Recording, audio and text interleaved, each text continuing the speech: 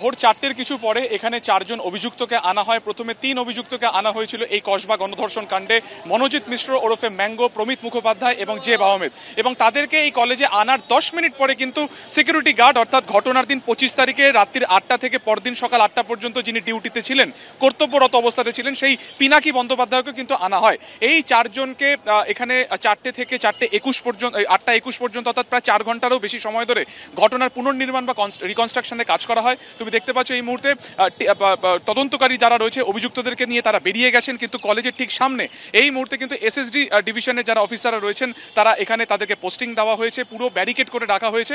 এবং পুলিশ সূত্রে যেটা জানা যাচ্ছে যে আমরা জানি যে কসবা গণধর্ষণ কাণ্ডের তদন্তভার প্রথমে থানা দেখছিল এবং দুদিন আগেই তা কিন্তু তদন্তভার কলকাতা পুলিশের গোয়েন্দা বিভাগ নেয় বা ডিটেকটিভ ডিপার্টমেন্ট নেয়। ঠিক সেখান থেকে এই রিকনস্ট্রাকশন অত্যন্ত গুরুত্বপূর্ণ এই কারণে যে এই ধরনের গণধর্ষণের ঘটনার পরিপ্রেক্ষিতে সার্কামস্টেন্সিয়াল এভিডেন্স বা পারিপার্শ্বিক তথ্য প্রমাণ অত্যন্ত গুরুত্বপূর্ণ হয়।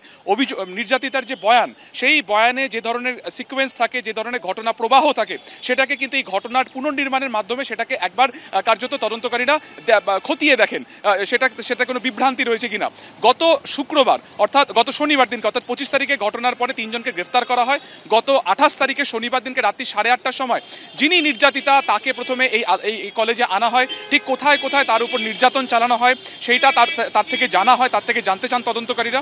সেই কারণে আজকে প্রায় ঘটনার 10 দিনের পর আজকে ঘটনার রিকনস্ট্রাকশন করতে তদন্তকারীরা তাদেরকে এনেছিল। এবং এই যে তুমি দেখতে পাচ্ছ কলেজের পাশে এইভাবে কিন্তু ব্যারিকেড করে দেওয়া হয়েছিল যাতে কোনোভাবে যখনই রিকনস্ট্রাকশন করা হয় কোনো রকম বাধা বিপত্তি বা কোনো রকম বেশি মানুষের উপস্থিতি যাতে না থাকে। এবং 8টা 21 নাগাদ, অর্থাৎ কিছুক্ষণ আগে একদম কড়া নিরাপত্তার মধ্যে বা ঘেরাটোপে এই 4 জনকে এখান থেকে বার করে নিয়ে যাওয়া হয়। প্রত্যেকের মুখ ঢাকা অবস্থাতে ছিল, তার কারণ পরবর্তীকালে টিআই প্যারেডের ক্ষেত্রেও কিন্তু অত্যন্ত গুরুত্বপূর্ণ। সেই কারণে অভিযুক্তদেরকে সমক্ষে এখনো কিন্তু তদন্তকারীরা কার্যত মুখে আবৃত্ত অবস্থায় তাদেরকে আনা হয়েছে। ফলত আজকে এই কলেজে তুমি দেখতে পাচ্ছ পুরোপুরি নিরাপত্তাতে মুড়ে ফেলা হয়েছে এবং আজকে ঘটনার পুনর্নির্মাণ বা ঘটনার রিকনস্ট্রাকশন করা হয়েছে।